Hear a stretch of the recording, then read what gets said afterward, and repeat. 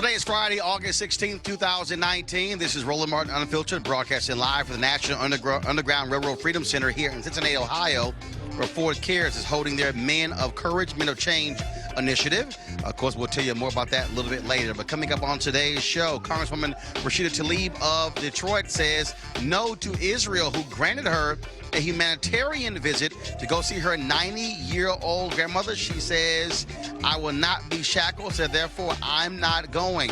Also, why is Donald Trump trying to put on a man on the federal bench for life who believes in white supremacy? We'll explain to you this problematic federal judge appointee of Donald Trump. Also, folks, on today's show, the wealth gap is a huge issue. How do we close the wealth gap in this country? If black folks had the same amount of money as white folks, nearly $2 trillion could be added to the United States economy. Also, what is happening with PTSD in the black community? That is a huge issue. The mental health of African Americans, we'll talk about that. And 2 black women in Oregon win a suit against Airbnb. Folks, we got all that and more right here on Roland Martin Unfiltered. It's time to bring the funk. Let's go. Whatever the miss, he's on it. Whatever it is, he's got the scoop, the fact, the find. And when it breaks, he's right on time and it's rolling. Best believe he's knowing. Putting it down from sports to news to politics. With entertainment just for kicks, he's rolling. It's on go, y'all. It's Roland Martin, yeah. Rolling with Roland now. He's funky, he's fresh, he's real, the best, you know he's Roland Martin now.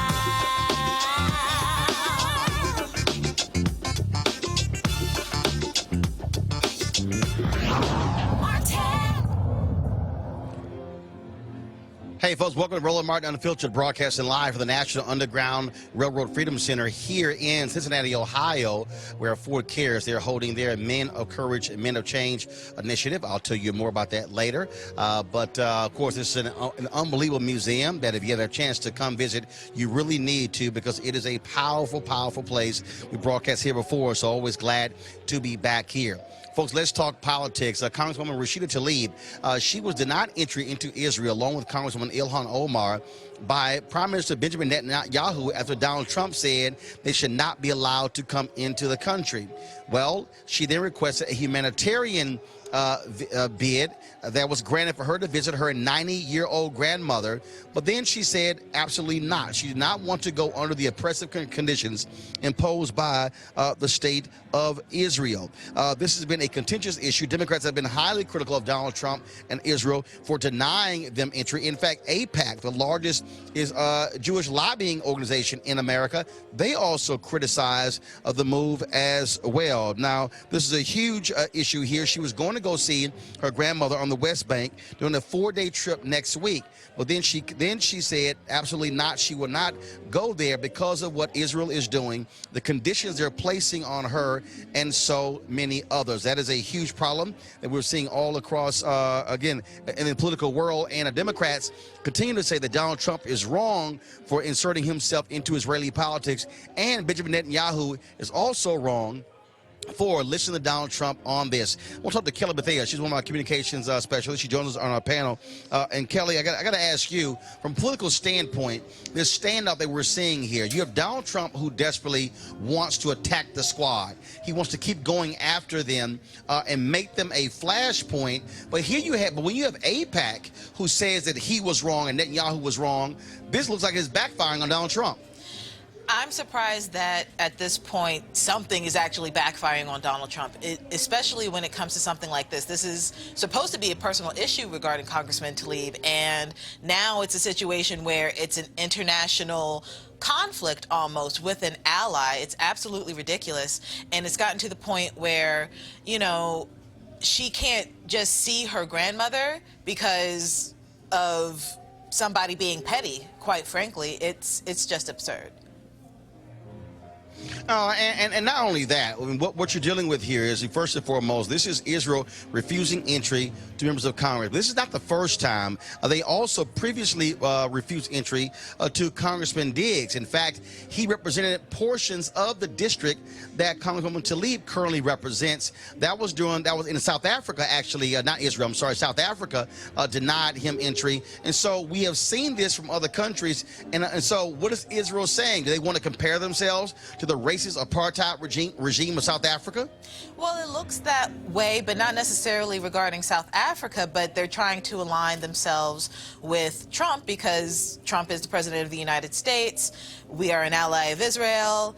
That's what it's looking like so far, especially with President, I can't pronounce his name correctly, Netanyahu, correct? Netanyahu. So he's the white ring equivalent in Israel, and this move by him was actually praised with his base, just like Trump going after Tlaib here is getting praise from his base. So they're just pretty much in line with each other. They're just kind of acting buddy-buddy, but it's still, again, just absurd because this is supposed to be a personal issue regarding Tlaib and her seeing her family, but now it's become an international political conflict because of xenophobia, frankly.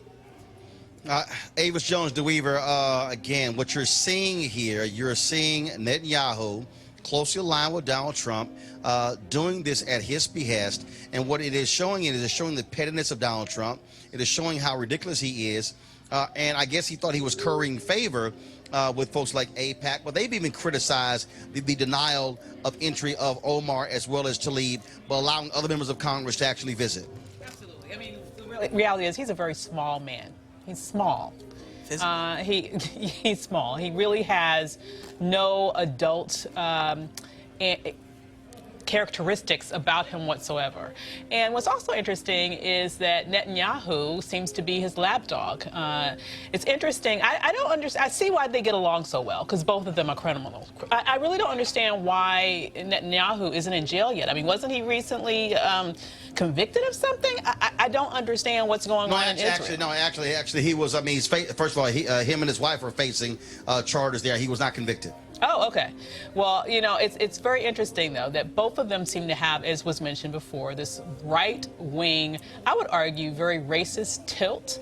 And so Netanyahu is also at the point where he's about to go up for re-election. It's a very controversial election. And let's also say that there is a very strong right-wing faction within Israel that is very oppressive, very racist, and I think they resonate very well with both Netanyahu and Donald Trump. In fact, I've read that Donald Trump is more popular in Israel than he is here in the United States. And so it is really interesting here that you have a country that claims to be this beacon of democracy in the quote-unquote Middle East.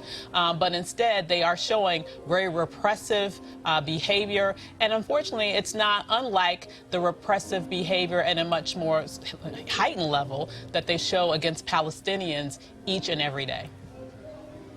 Here was a tweet that Rashida Tlaib sent out 4 hours ago, quoting Archbishop Desmond Tutu of South Africa. Quote, "I am not interested in picking up crumbs of compassion thrown from the table of someone who considers himself my master. I want the full menu of rights." Mm-hmm. Yep. And she's exactly right. I mean, to sit here and say one day, no, you're not even allowed to come into this country, even though we claim to be a democratic country, and then to only backtrack. Let's just be very real. The only reason why they backtracked at all was because of the international condemnation they were receiving in every direction that you can imagine, including, for example, as was mentioned, AIPAC here in the United States, which is no bastion of liberal beliefs, let me tell you. And so it was very interesting to see that they were embarrassed into halfway doing the right thing.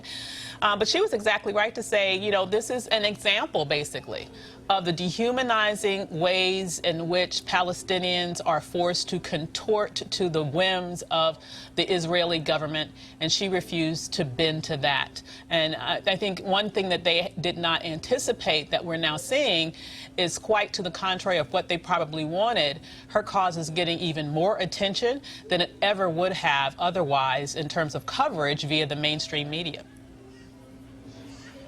All right, folks, let's talk about something that's happening here in the United States. And, of course, I have been talking about this over and over and over again, trying to get our people to understand that, this election is really about the federal bench in terms of what Donald Trump is trying to do. Now we see that he is literally pushing a white supremacist to the federal bench. And this particular nominee, folks, which is really understanding, is crazy. It's called... This guy wrote this piece, his law review piece, in 2010 called Ethno-Nationalism and Liberal Democracy. His name is Steven Menashi. Okay, he argues that ethno-nationalism remains a common and accepted feature of liberal democracy that is consistent with current state practice and international law. Now, Avis, this is a guy who Donald Trump is pushing for the federal bench. And this is the thing that I keep trying to explain to people what is going on here. What Donald Trump has done, he doesn't care about the federal bench. No. He basically has said to white evangelicals, white conservative evangelicals in the Federalist Society, whoever y'all want, go ahead. So the reason they support Donald Trump so much is he is giving them complete control of the federal bench. Absolutely. Complete control. Absolutely. And so the fact that, and this is not the first guy who they've been pushing. Okay, so I've been saying the question, is Senator Tim Scott going to stand up and say, hell no to this guy? Lindsey Graham is chair of the Senate Judiciary Committee, the committee that's actually going to be doing the hearings. Is Senator Mike Lee of Utah? Is Ben Sasse of Nebraska? Is Senator Kennedy of Louisiana? All of these people are the ones who are voting for these federal judges. This is a guy who simply believes that America should be a white country. This is why people can have to stop saying, oh, hey, Trump is no big deal. No, if he keeps putting folks like this on the federal bench, they'll be ruling on cases for the next 30, 40, 50 years. Absolutely. I mean, clearly, Trump is a white nationalist, and he's looking to pack the court, apparently, also with white nationalists. It's why, for example, he has gone out of his way to talk about everything else, from video games to mental illness, when it was a white nationalist who shot up El Paso, okay? He will never say anything against them.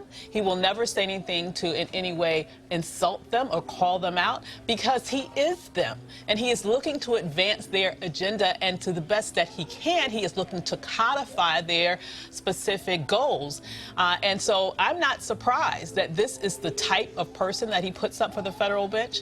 And I'm not going to be sort of waiting for people like Lindsey Graham to speak up, because he lost his backbone long ago when it comes to anything that this president does. Kelly, again, I cannot underscore how vital this is. We just talked yesterday about a federal judge, a Fifth Circuit Court of Appeals ruling in the case of DeRay McKesson, saying that he didn't have a First Amendment right when it came to this protest because a cop is suing him. You put these type of judges on the federal bench, they are going to be making rulings that are simply against the interests of black people. And if Donald Trump gets another 4 years, we can expect another 200-300 of these type of federal judges. And that's what is really scary about this situation. Again, and I said this a couple weeks ago, but not to say that what we see on mainstream media as news isn't real news, but it is gossip compared to what's happening right now on the federal circuit and the like. Like you said, these are lifetime appointments. Federal judges on federal circuits get the same kind of treatment as Supreme Court justices, meaning that once they're appointed, the only way they can get off the bench is if they die or if they retire. So a lot of them, frankly, a lot of them do retire, but it's, 10, 20, 30, 40 years down the line. And you can just imagine just how many cases come up in which they, preside over that amount of time. That's decades worth of case law, decades worth of people's lives who are jeopardized and infringed upon because somebody considers themselves an ethno-nationalist, which is just code for racist. Because when I first saw the Rachel Maddow piece regarding this man, I just wanted to know, well, how did ethno-nationalism work with Germany? How did that work out? Where would white people be if it weren't for other people of color and other races in this country alone? They wouldn't have left the boat in 1619. If it weren't for Native Americans, they would have died. So for you to say that, you know, we need to be a white nation in order to progress, it appears that if we were a white nation, like fully, we wouldn't have lasted. One, I wouldn't be here, but two, this would not be a United States of America if his vision were fulfilled.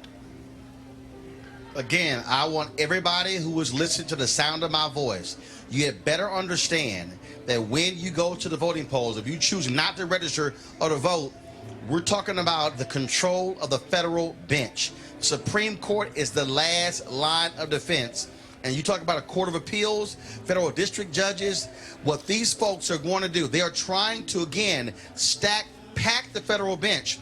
Many people have told me to watch this documentary on Netflix called The Family, which is a group of largely white conservatives who want to control politics. If you want to understand what is happening in America today, understand this is what they want. They want control of the federal bench because they know when the federal judges rule, that's it. They can overrule Congress. They can overrule laws. So we better pay attention. Going to a break right now. When we come back, we're going to talk about the mental health of African Americans right here on Roland Martin Unfiltered, broadcasting live for the National Underground Railroad Freedom Center in Cincinnati, Ohio. You want to check out Roland Martin Unfiltered? YouTube.com/Roland S. Martin. And subscribe to our YouTube channel. There's only one daily digital show out here that keeps it black and keep it real. It's Roland Martin Unfiltered. See that name right there? Roland Martin Unfiltered. Like, share, and subscribe to our YouTube channel. That's YouTube.com/Roland S. Martin. And don't forget to turn on your notifications so when we go live, you'll know it.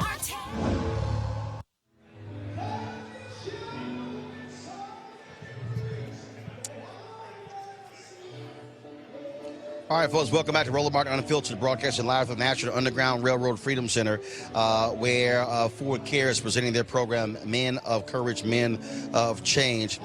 Folks, let's talk about a huge issue, and that is the mental health of African Americans. When we see a lot of these police brutality cases happening all across the country, when we see stories like the one in Arkansas where this white woman pulls a gun on 4 young African Americans who are simply trying to raise money for their athletic team, this causes traumatic issues for people of color. And so we can't act as if these things do not matter, don't exist. And in fact, remember, we had the sister who was on the subway train there in D.C. who saw the cops take down this brother who was trying to help in the case of them when they stopped a couple of African Americans. Well, she talked about her mental health and what she was dealing with and what she was going through. And so we're seeing this all the time. In fact, Avis, we even have some folks who, again, are triggered when they see videos. Some people simply can't even watch these videos when they're posted on social media because of the impact they have. There's the targeting of African Americans. In a moment, we're going to talk with a mental health expert, but we have to understand that this is a significant issue, that black people are under a level of assault in this country, Avis, unlike other people. People couldn't even watch when they see us, a fictional, well, not fictional, but a representation of a true story, right?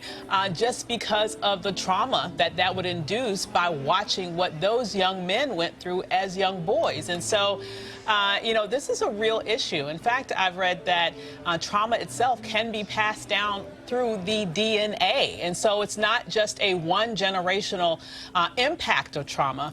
It can be carried on from one generation to the next generation. So for many of us, given our history in this nation in terms of the traumatic experience of the slave experience, we were born already exposed to trauma. And what happens after we're here just exacerbates the situation. Kelly?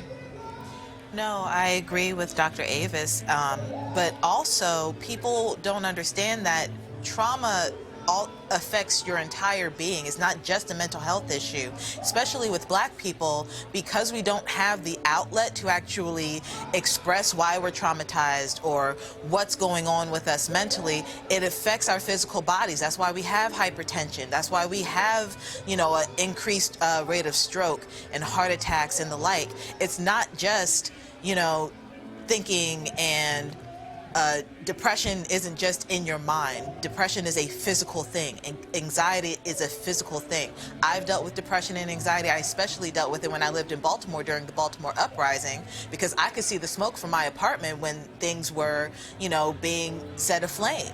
And it's interesting because I was fortunate enough to actually have a therapist at that time, but so many people aren't. So many people, especially in these inner cities like Baltimore, Chicago, DC, and the like, they don't have the means, they don't have the resources, and their local governments don't have the means and resources, or even think about having the means and resources to actually help this group of people. Right. And just because we're people of color doesn't mean that we don't have, you know, we're not a monolith. And we're, you know, we need those resources as well, so. Let's go to attorney Enola Ayer. She's the founder and president of Community Healing Network. And Enola, this is obviously an issue that does not get the level of attention that it needs. When you talk about the level of trauma, the impact on Black folks that they are under, when you talk about not just with police, but also you got white folks who are calling the cops left and right over any one little thing, pulling guns on Black people. I mean, that stuff, you don't simply get over that so easily. James Baldwin said that to be Black in America is to live in a state of constant rage. That is not healthy. We are in a situation where we're constantly under attack. We're constantly under a microscope.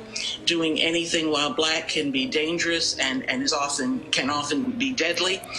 We're in a situation where we have to stop and realize that as a group, as a community, we need to take time to heal. This current manifestation of the problem is rooted in something that took place 600 years ago in the world and 400 years ago in the United States. And we're in the 400th anniversary of the first recorded forced arrival of Africans in the United States. And it is an important and propitious moment for us to say, look, we've made an incredible amount of progress against so many trials and tribulations. But the one thing that has stayed with us from the very, very beginning, 600 years ago, is this notion that Black people are less than. And that is what we are pointing to at Community Healing Network as the root cause of the devaluing of Black lives, the root cause of our mistreatment, of oppression, of depression, of blood pressure, high blood pressure, all of the problems that we point to and worry about, and all of these symptoms are rooted in this notion that we are less than, that there's a hierarchy of humanity, and that white people are at the top and Black people are at the bottom, and sometimes Black people aren't even in the circle of humanity at all. And we believe that unless we deal with that issue, no constitutional amendment, no legislation, no whatever we may do is not going to address the problem. So we have to go to the root cause, and that is what community healing is about. That is what we are about this coming week in the state of Virginia, as we go to the capital of the Confederacy in Richmond. We go with the intent to honor our ancestors and to honor our children by breaking with the most powerful weapon formed against us as people of African ancestry, that lie. We want to declare our freedom from that lie, and we want to develop strategies. We want to share strategies with people so that they can go back to their communities and begin what we call an emotional emancipation circle, a global movement. This movement has been in force since 2006. 2019 is a very, very important year for us. We've been working toward this year since 2006 on the theory that we wanted to engage a critical mass of Black people in this movement for emotional emancipation, healing, wellness, and empowerment by 2019, so that we would be able to see ourselves in a whole new light, to see ourselves in a more healthier view by the year 2020. And that is what we intend to do. Our emotional emancipation circles are self-help support groups. I heard the ladies talking earlier about the need for mental health support. We think that this needs to be a comprehensive, community-wide, global movement, in fact. And for the last 5-10 years, we have been, along with the Association of Black Psychologists, sharing this strategy with people across the diaspora, and it has been resonating. People are realizing that we do need spaces where we can breathe, spaces where we can take the time to heal, understand the impact of historical forces on our emotional lives. What has it done to how we view ourselves? What has it done to how our children see themselves? And what has it done to our relationships and the well-being of our community? It is time for us, as Dr.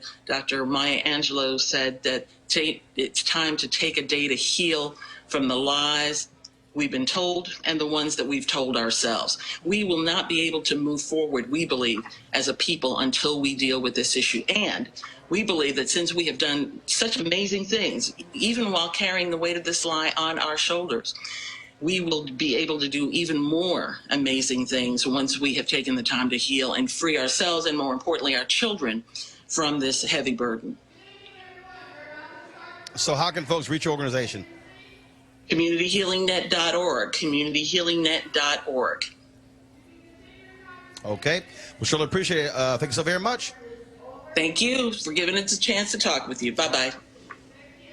All right, folks, going to go to a break. We come back. We're going to talk about a couple of sisters who have successfully sued Airbnb for discrimination. That's next. Roland Martin Unfiltered. All right, folks, you've heard me talk a lot about marijuanastock.org. Why? Because I want to keep you informed of investment opportunities that make sense. We've all watched the growth of the cannabis industry. A recent report by New Frontier Data estimates the global cannabis market at over $340 billion. Now, we know that marijuana legalization is sweeping the country state by state. We also know that marijuana has a good cousin, the hemp plant, which with a much higher concentration of CBD.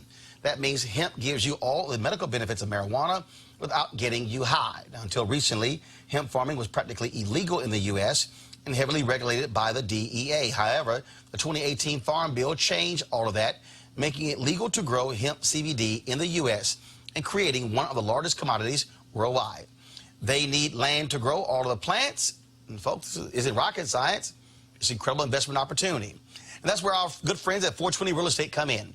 Their business model is simple. They buy land that supports hemp CBD grow operations and lease it to licensed high-paying tenants.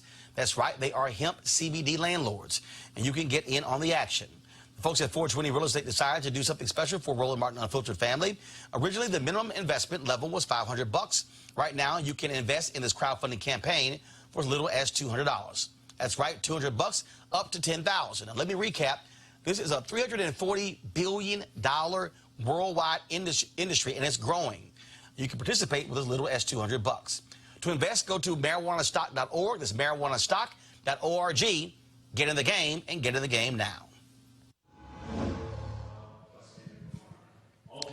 All right, folks, Airbnb has settled a lawsuit brought by several Oregon women who said the site allowed vacation rental owners to discriminate against customers based on race. The plaintiffs, Pat Harrington, Carlotta Franklin, and Ebony Price, allege that by requiring and disclosing users' full names and photographs, Airbnb allowed the host to discriminate against black users in violation of Oregon's public accommodations laws. Airbnb changed its policies in 2018 so hosts using its platform can choose not to require photos, and said photos would only be shown to hosts after they accept a booking. It did not announce any further changes as a result of this case. Avis, I want to go to you. I know, look, they had a civil rights audit that was done on Airbnb, and we've seen these things before. And when it comes to other technology, other apps, dating apps, things along those lines. This is the thing that people have to understand. Racism continues to fester, even in these areas where you think it should not be. And so Airbnb and other companies are having to deal with this, because when you're talking about consumers utilizing their personal space, whether it's a home or a condo, we talk about cars, things along those lines, that racist view is going to come into play. Absolutely. I mean, come on. Housing discrimination has been around as long as there's been housing in this country. And so this is just a 21st century version of that. And although, you know, this is a moment where we have these apps, everything is convenient, the reality is that if you have people on the other end who are hosts who themselves are racist, they're going to use this technology to be able to screen, not based on who's qualified to be in the space or who is willing to pay for it or who's there and available at the time. They're going to screen for who they want in their space. And if they're racist, they're not going to want people who aren't white in that space. And so I'm super proud of these women for standing up and saying, this isn't right, we're going to do something about it, and forcing the company to make some changes so that these types of discriminatory actions won't be able to move forward in the future. Kelly, we're also seeing this right now when we talk about AI, artificial intelligence. You got white folks who are writing these algorithms, and these things are being built in. These racial views are being built in. And what we have to understand is that even with technology, there's no such thing as race neutral. The moment you put humans involved in this, you're going to have race be a part of it. And I'm not really surprised at this at all. Like Dr. Avis was saying, you know, humans are behind technology. Humans are behind AI and the development of it. So if you have a racist person developing the AI or a racist person developing the app, it might not even be overt racism. It could just be implicit bias and just, you know, frankly, American views on people of color. If you have somebody like that, then your product will be inherently racist. And this isn't new. You know, while we don't really think about it, some of the first cameras that we've had in film and television and the like were more or less racist because the film itself would not depict black people in such a way that you could see our real color. That was a thing. It still is a thing depending on what kind of camera and equipment you use. So racism is invasive. It is prevalent in everything, and I applaud the women in Oregon for actually, you know, standing up for themselves and suing, because a lot of I can imagine just how many people were in their same shoes and just didn't, out of fear or, you know, frankly, just not feeling like the law would be on their side. I want to talk about this other political story that jumped out. The head of the DCCC, Democratic Congressional Campaign Committee, they have revamped their hiring procedures after they got criticized by black and Latino lawmakers. Avis, you would think that if you're running a Democratic institution, you might want to learn to hire black and Latinos. You would think that. You would think a lot of things, but clearly they haven't gotten the memo. I don't think that at all, because once upon a time, Democrats weren't so liberal. Well, you know, and still today, let's just be real. Racism is not limited to any political party. Bias in hiring is not limited to any political party. And certainly we know from the Democratic behaviors for years, up until this day, in terms of how they spend their money, it is not done in an equitable and fair way, I would argue. And that would include hiring. And so I'm happy to see that there have been some changes there so that maybe they'll now have a more diverse staff, because the bottom line is the Democratic Party would not have a chance to be successful politically without the political power specifically of the black community. So the fact that they have been continuously falling behind in terms of diversifying their workforce and diversifying their contractual obligations is a continuous disappointment, and it continuously needs to be called out until it's changed. Kelly, look, they got criticized in a huge way by black and Latino lawmakers, making it perfectly clear that you can't ignore this powerful constituency. But this is the point that I've also been saying, is that what those black lawmakers have to make clear is that we're going to force change, and not just when it comes to hiring, but also when it comes to spending as well. And that is, those dollars must be allocated to these communities, and not, frankly, with chump change, but in a serious way. And the DCCC, the members pay into that. And that's one of the reasons why they have forced these changes. Absolutely. And my thing is, you cannot, like Dr. Avis was saying, you can't really have a Democratic Party of the 21st century right now without black and Latino people. So the fact that your workforce doesn't reflect something that you actually need, that's a problem. And further, you can't just want our votes during every 4 years or every election cycle. This needs to be something that is consistent. This shouldn't just be like oh, I forgot, and it's about to be 2020, so let's put some black people in here for, a year and a half so that people don't, rock the boat. No, this needs to be a real change. It needs to be a real policy. And that's the only way the Democratic Party, DCCC included, could actually be progressive as well. Because otherwise you're just, a Republican Party with black people in it. And that's not something that we need right now. Republican light. Right. No pun intended. Let's talk about a story that caught my attention today. That is, if African Americans had the same wealth as white Americans, that would add nearly $2 trillion to the United States economy. Joining us right now from Dillard University is Dr. Christian Brody. She is the Dean of the College of Business at Dillard. Dr. Brody, glad to have you on Roland Martin Unfiltered. Glad to be here with you. Thank you, Roland. This issue of wealth is hugely important. We saw during the home foreclosure crisis 2007 and since 53% of black wealth wiped out as a result. African Americans also don't have the same wealth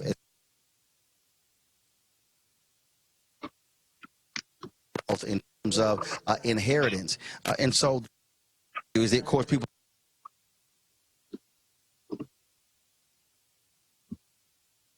outside of the issue of reparations, how do we close the gap?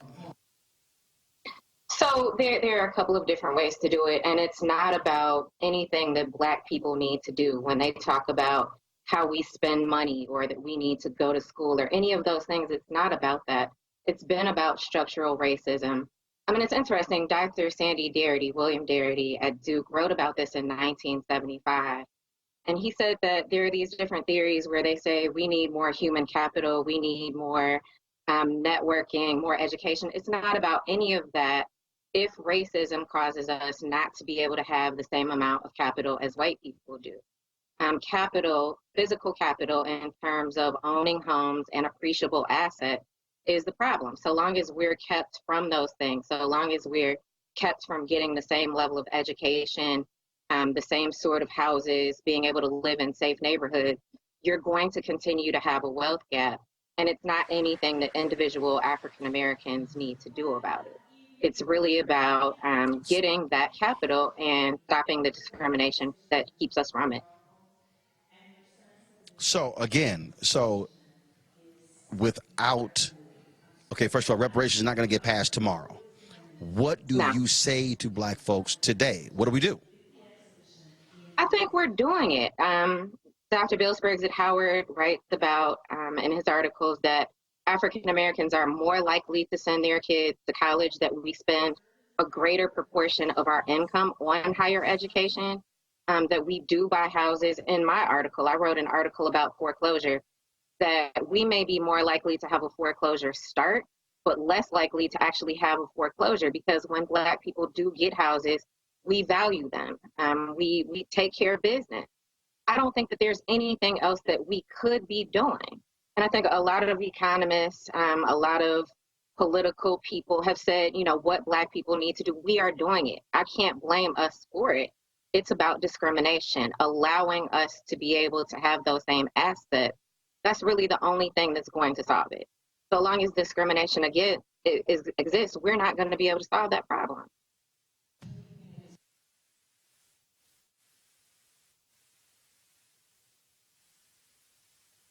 That there are individuals who.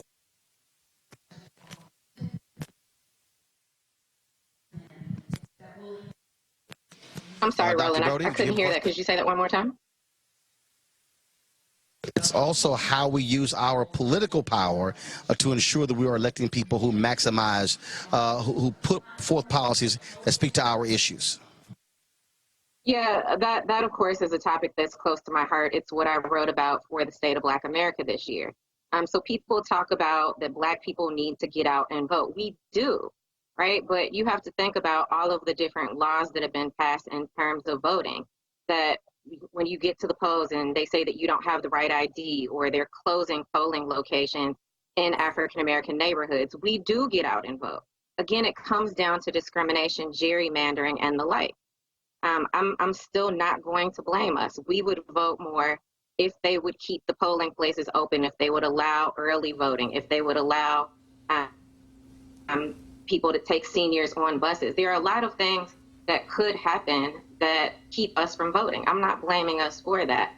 I have to say discrimination. If you eliminate structural racism and discrimination, then we would get an education. We would vote for the right people. The Democrats know that, right? Like, we vote Democratic. Our voter turnout is very high here's what I mean. when we're allowed to vote.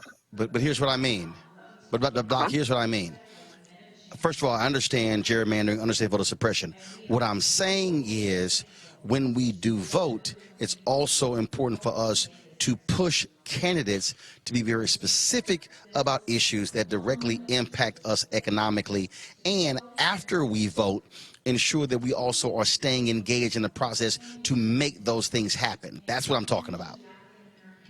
I agree with that. And I think that when you look at the person who is in office now, I'm not going to name a particular candidate that I'm supporting, but I think that all of them are better than who we have. I think that the Democrats need to come together quickly behind a candidate so that we can have someone who will look out for our best interest. But I think the infighting and talking about the various candidates negatively is not helping our cause. All right, Doc, we certainly appreciate it. Thank you so very much for joining us. Thank you for having me. All right, then, Avis and Kelly, real quick. There are things that we are doing, but I think what has to happen is, I think even more so, we must ratchet up this idea that we have to take things into our own hands when it comes to wealth creation. Because as I said, the folks who support reparations, it ain't happening tomorrow. It's not happening next week.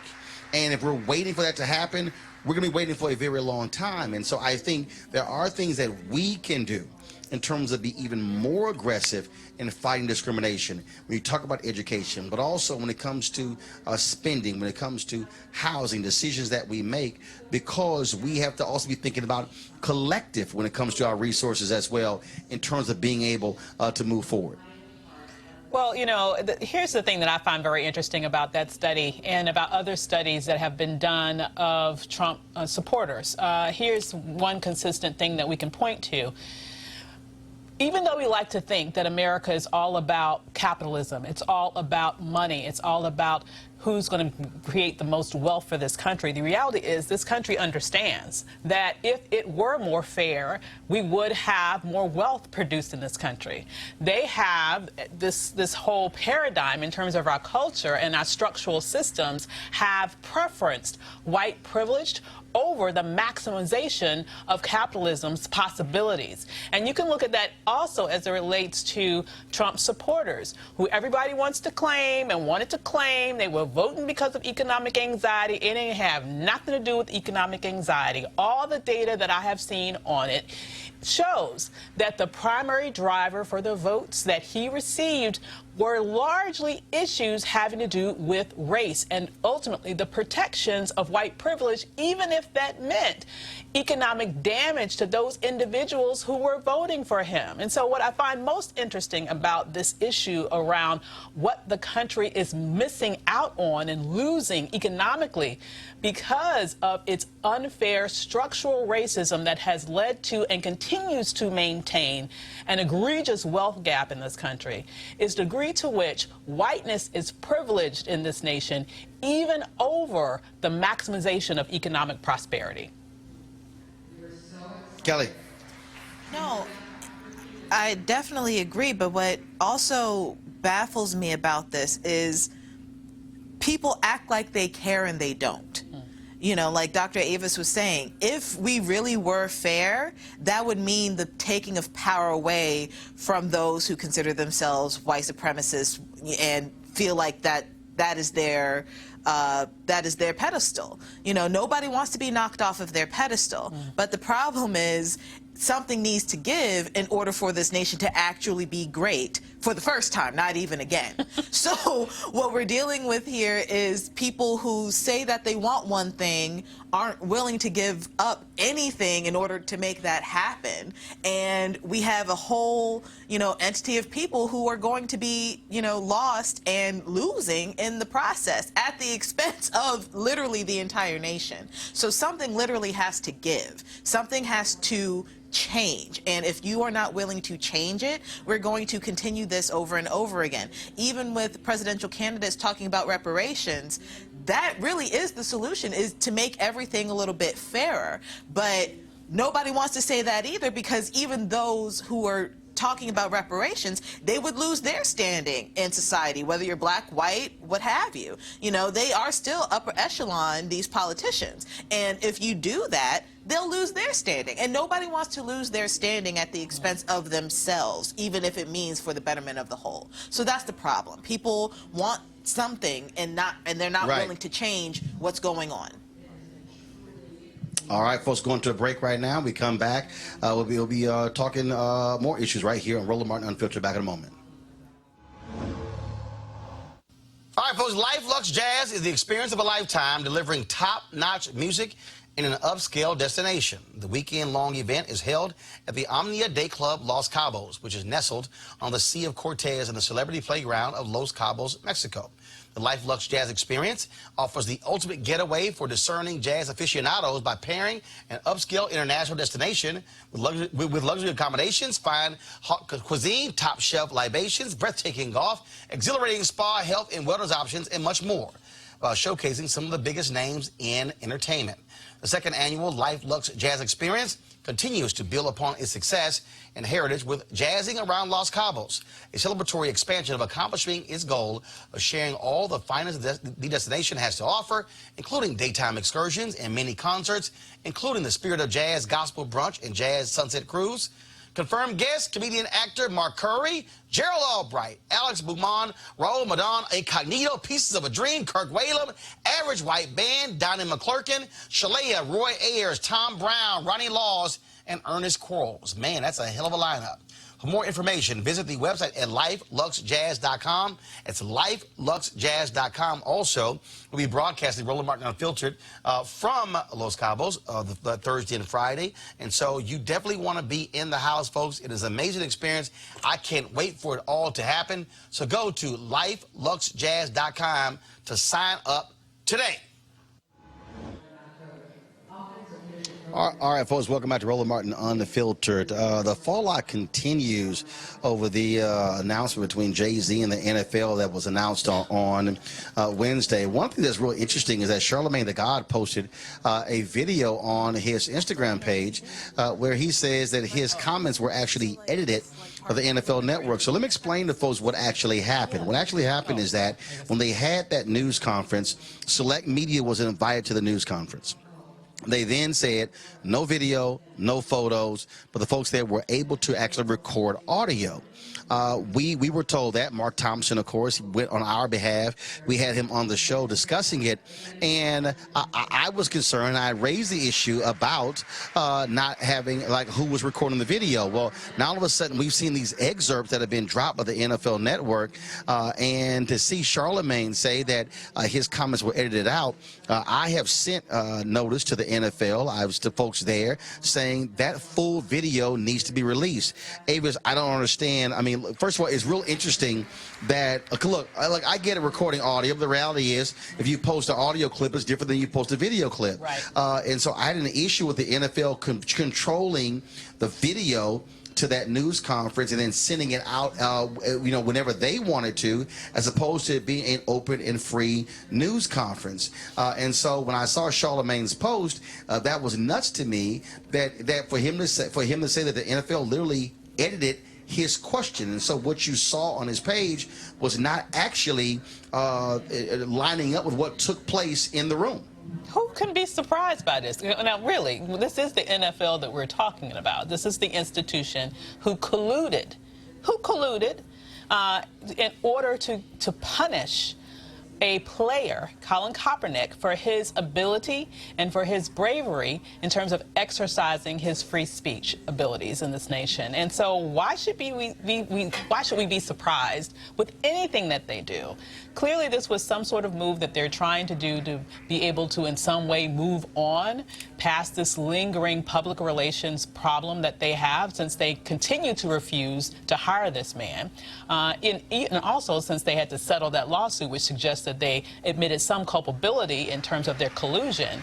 And so they wanted to be able to move on and change the narrative. And what better way to do that than to bring in a black face to say, hey, we need to move on. And now I'm not surprised at all that they have let out an edited video which puts the best spin on it, at least they thought put the best spin on it from their perspective. This isn't going away anytime soon. I think they underestimated the backlash that they would get from it. And I also think, quite frankly, that Jay-Z underestimated the backlash that he got from it. And even if they were to release the whole news conference, which they probably should have in the first place, I really don't think this is going to be an easy pill for a lot of people to swallow, because a lot of us still think that they're wrong. Kelly, from a communication standpoint, you would think that the NFL would be fair and release the whole deal, but clearly games are being played here. I mean, from an NFL standpoint, I actually see what they're doing. They're trying to put themselves in the best light as possible, but them putting out edited clips of audio and not even video also suggests that something happened at that conference that they don't want us to see or assume happened, glean from. So when you do something like that, it doesn't look good. The fact that Charlemagne's clips were edited and he's the one who found out, or those are the ones that were released, that's also very interesting, because Charlemagne's base is predominantly black, and they're predominantly the people who would be watching football games should this actually blow over. So the fact that it was actually Charlemagne stuff, that's actually what's making it sound like really fishy to me, that they specifically picked him out of whoever and however many people were actually at that conference. They picked his quote and his tweets or whatever to actually doctor in an attempt to, make this blow over, and it blew up in their face. Avis, about 40 minutes ago, TMZ Sports posted this story saying exclusive, Jay-Z to become part owner of NFL team. Now, in this story, it says sources connected to Jay and with direct knowledge tell us Jay is going to have a significant ownership interest in an NFL team. As for which team, we're not being told, but we are told it is going to happen in the near future. Now, again, this is TMZ Sports. This has not been, of course, confirmed by anyone else. But this is certainly adding another log to the fire of people who have been critical of him forming this alliance with the NFL around entertainment as well as social justice. And folks are saying, oh, now we see why this deal was cut. Just your initial thoughts. Well, then the first thing that he should do as owner is to pick up Colin Kaepernick. How about that, Jay-Z? Exactly. That's my thoughts. Well, we'll see what actually happens. We'll see what actually happens there. All right, folks. I'm here in Cincinnati, the National Underground Railroad Freedom Center, where Forward Cares is having their Men of Courage initiative and Men of Change. So the program is actually going on right now. And so here to talk about that is Pam Alexander with Forward Cares. So Pam, how you doing? Great. I'm doing great. Can I come right over here? No, we got you right here. So first of all, tell folks exactly what this initiative is. So Men of Change is an initiative that we grew out of our Men of Courage grassroots program. About the positive narrative around African-American men. It's about African-American men studying their own narrative and talking about the positive, amazing things that African-American men have contributed to our country. I mean, come on, let's be real about it. Men of Change is an exhibit that we have funded through the Smithsonian that does exactly the same thing. It's going to travel to 10 venues over 3 years. It's opening tonight in Cincinnati. But again, it tells the story of Dr. King and President Obama, but it also has in there Kendrick Lamar. LeBron James. It has something for everyone because we want everybody to be able to go in and see the achievements and the success, but also see themselves in the exhibit. It's like nothing you've ever seen before. So the exhibit actually it debuts here at the National Underground Railroad Freedom Center, and it's going to be here in Cincinnati for how long? It'll be here until the beginning of December, and then it travels to Tacoma, and it will be on a 3-year tour. Now, the really exciting thing, and I know you've been part of a lot of what we do, Roland, so thank you for being here. We have a community outreach initiative that goes with the exhibit called Men of Courage. It's a grassroots initiative. It started in 2015, but here we're adding a little bit something special. We've got a barbershop challenge. So we've got 2 barbershops we selected in the community that have been transformed and made over into Men of Courage barbershops. And for the next 3 months, they're going to compete with each other, offering programming around leadership. They're going to have cuts and coding, free haircuts. You can bring in your young son, get a haircut, and he learns how to code. All kinds of special activities, and they're going to be competing. And at the end of the 3 months, the one that does the most in the community around this positive narrative gets $10,000. So after this program here, there's a barbershop crawl. So explain, because first of all, y'all, when I saw the program, I was like, okay, I'm used to pub crawls, bar crawls, but a barbershop crawl? Yeah, so we're going to go to the Men of Courage barbershops. We're going to talk to the barbers who are amazing. And we're going to find out what they're going to do in the community. We're going to meet some of their clientele. I know I'm not supposed to go in there, right? It's a barbershop, but it's sacred ground, right? I can go in tonight. You can get a trim. I can go in. We can take care of that, right? So we're going to go to the barbershops and we're going to crawl between the 2 of them. Well, not crawl. You know, we're going to drive in a Ford. Yeah, precisely. I figured that. Yeah, we're going to drive in a Ford. But we're going to have a little, get together and celebrate these barbers. They're already planning stuff. They're already competing. So if you Razor One and Precision Blends with a Z here in Cincinnati are competing to win that $10,000 for the next 3 months. Now, flying here, I was in Pittsburgh earlier today, and so on the plane was Jerome Bettis, Hall of Fame running back for the Pittsburgh Steelers. But did anybody think that to have Jerome Bettis come to Cincinnati and Pittsburgh don't like each other? Everybody loves the bus. Everybody look not Cincinnati. I'm just saying if you talk about the Steelers in Cincinnati and Cleveland, so I was kind of like, because we were on the plane, he said, hey man, we're both going to Cincinnati for the Men of Courage deal. I was like, I know how I'm going to be received. I don't know how you're going to be received in Cincinnati. Well, I got to say this. He has been great. Jerome has been with us with Men of Courage since 2015, speaking to youth during their programming. We're having him here, so the Bengals fans are just going to have to deal with it. He is outstanding. I think they're fine. Yeah, if Pam get run out of Cincinnati, I'm going to be there reporting what happened. No, they'll be fine. They'll be fine. They've been very welcoming to him. So, I can't find him right now, so hopefully he's okay. But no, it's great. Yeah, he ain't hiding. Bus can't hide. All right, so that's true that. So where can people get more information on this program and the exhibit? Okay, so Men of Change is in Cincinnati until December. More importantly, or equally importantly, Men of Courage, that whole visioning, positive narrative, you can go to FGB, as in Forward Gives Back, .life. There are teacher guides. There is a toolkit, so you can have your own Men of Courage event or work. If you have a youth group you want to use it, free on fgb.life. Just go to the Men of Courage spot so everyone can be part of this movement, because we all want to make sure that the real story, the true story, the positive story of African American men is out there. All right. All right. All right, sounds good. I appreciate it. All right, thank you. All right, glad to be here.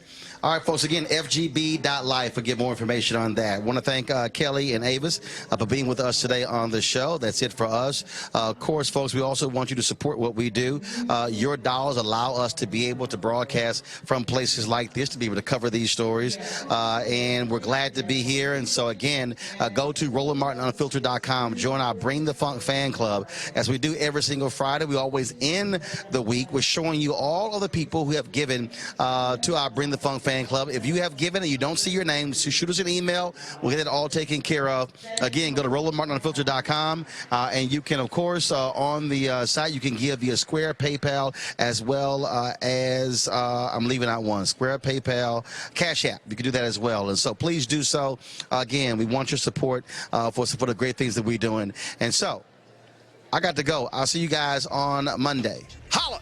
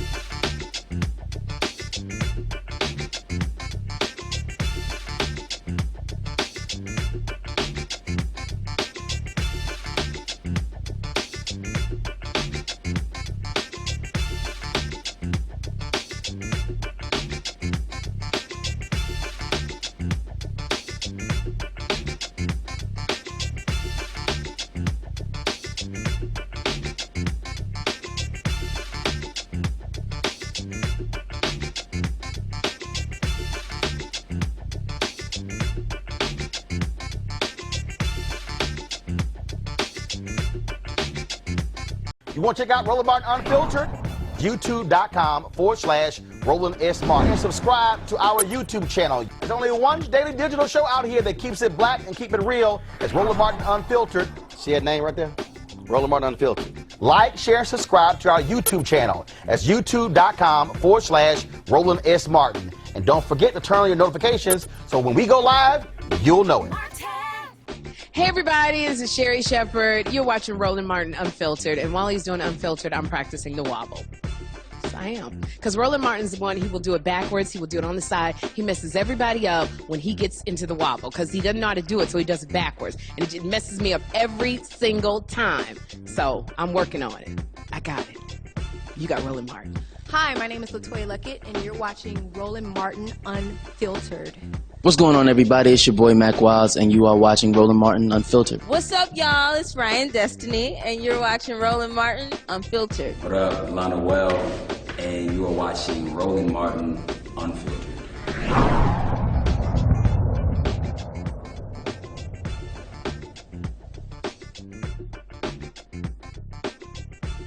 You want to support Roland Martin Unfiltered?